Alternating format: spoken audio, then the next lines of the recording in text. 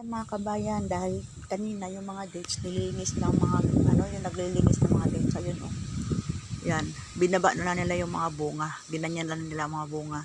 Alam ng mga taong yun, yung yung maganda. Yung magandang dates, yung hindi maganda ay pinuputol nila. Kumbaga tinatanggal nila yung mga bunga na yun. Kaya lang ito, yan oh, mga pinagputol-putol nila yan. Kasi hindi na maganda. So, ayan, mga paklang. Mga paklak-paklang. Itatapon natin to.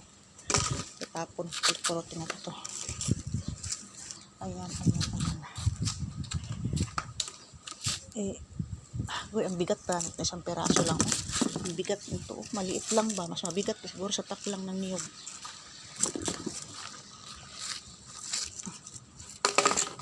Yan. Ayan po, iniipon ko yung mga pinagputulan nila. Where you? Hello. Pinagputulan nila. Iniipon ko para maitapon.